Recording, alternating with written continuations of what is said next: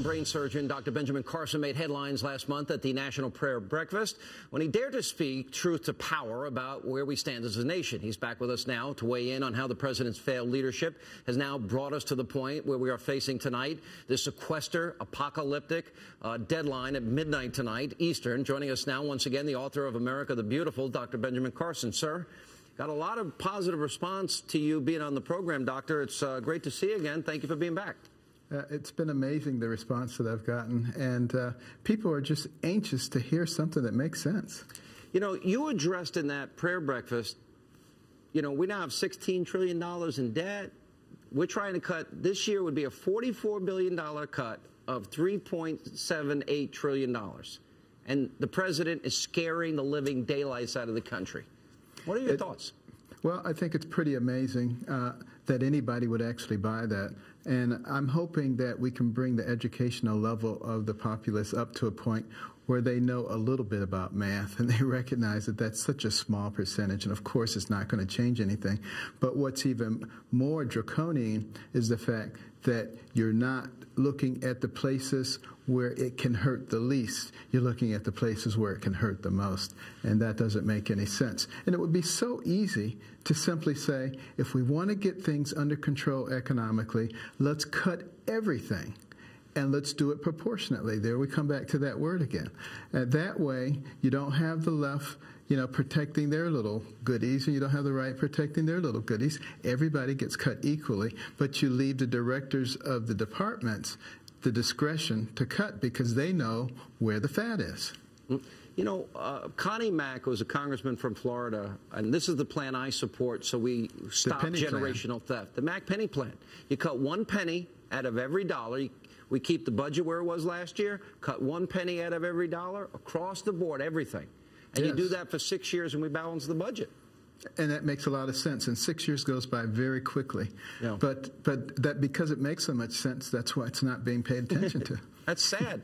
You know, what do you think, though? I mean, everything was thrown on the table this week. I mean, I'll go through the list. You've heard it. Meat cleaver approach, military readiness, early education, energy, medical, border patrol, FBI, criminals. The president said this week that you want to cut poor kids or do you want to cut from disabled kids? And I think it's unfair that he's using this as almost like a weapon. Yes. And yet he doesn't deal with the fact that we're breaking open these kids' piggy banks. Does that bother you as much as it does me? Well, the demagoguery is almost laughable if it weren't so tragic. And I'm actually hopeful that at some point the mainstream media will, you know, stop going along willingly with it, because that's why, you know, he's emboldened to do these things, because he knows they're not going to call him on it. But, you know, some of the recent revelations with Bob Woodward and some others may give him pause. What did you think of the Bob Woodward issue this week? And it wasn't just Bob. There were a number of other people that came out and said, yeah, I kind of got intimidated too. Well, it didn't surprise me because, you know, I've seen some things behind the scenes myself. And I just hope we get more people looking at this critically. All right, I want to ask you a question about your speech, something that went on behind the scenes when we get back. We'll continue more with Dr. Carson. Common sense solutions. That's what America needs when we return.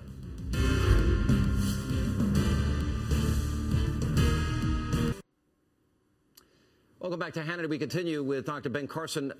So you gave this speech before the president was in the room, National Prayer Breakfast. It gets all of this publicity. And then we discovered the White House wanted a copy of your speech, and they kept kind of haranguing you a little bit to get a copy of that. What happened? Well, that happened the last time that I was going to speak also. And, you know, I just simply told them that, you know, I don't have a copy of the speech because, you know, I don't speak from a script. You know, I don't use a teleprompter. You know, I'm a spontaneous speaker. And, you know, before I went to that prayer breakfast, I wasn't 100% sure what I was going to say. Yeah, so the extemporaneous, and you tell your story. Did you sense in any way that they were afraid because they knew maybe where you might be going and you didn't completely agree with the president? Did you sense that they were trying to tell you, hey, the president's here, don't say anything that might offend them? It was more than an implication. I actually was asked to not offend the president. And I don't think the president should have been offended if the things that I was saying didn't necessarily apply to him. You know, if the shoe fits, wear it, and then be offended. But if it doesn't fit, then you have nothing to be offended about. You mean somebody told you directly not to offend the president? Yes, absolutely. Do you know who it was? Do you want to share that? I probably would not be wise to share that for that person's sake. You know, Dr. Carson, you're just a man of common sense, and I know that your message is resonating with a lot of people. I could listen to you all night. One of the things that I try to teach my kids, I got a 14-year-old and 11-year-old, is to take responsibility for their decisions, their actions in life. You talk a lot about your mom. I want to play the president in a list of blame. He seems to always blame a lot of people for things when they go wrong, and I want to ask you about this after you see this. Okay.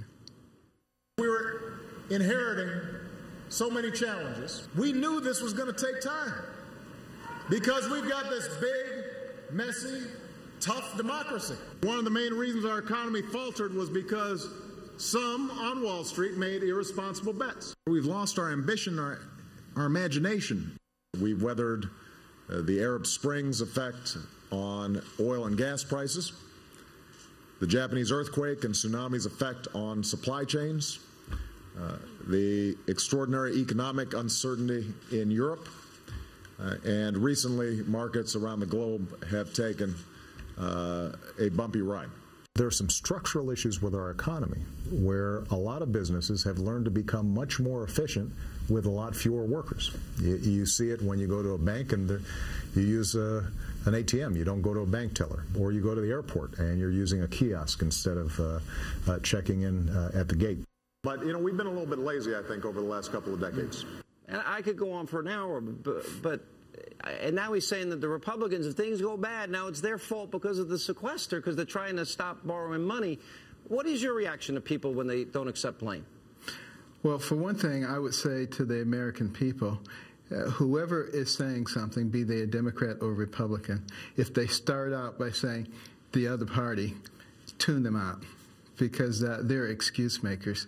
The reason that we have brains is so that we can figure out how to do things. My mother used to always say when we came up with an excuse, do you have a brain?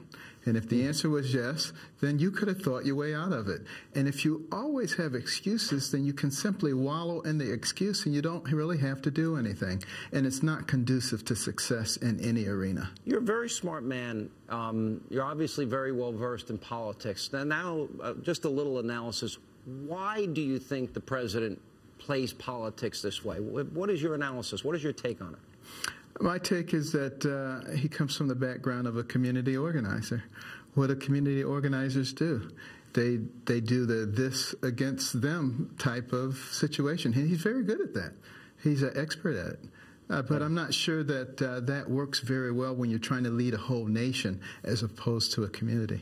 What do you think as we go into this sequester just now, a little less than 2 hours away, a little more than 2 hours away, and all the doom and gloom and predictions? Is it a good thing that we're finally cutting some of the money from the government when we have all this debt? Well, it's better that we cut something with this scenario of doom and gloom than that we continue to increase the debt and to destroy the possibilities for a bright future for our progeny. All right, Doctor, it's always a pleasure. I know our audience is very fond of you. We enjoyed doing the hour with you a couple of weeks ago. Thanks so much for being with us. Thank you.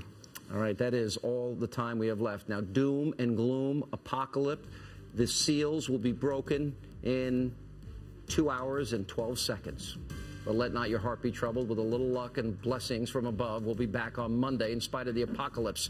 Dana's in for Greta. Thank you for being with us. Have a great weekend. We'll see you Monday.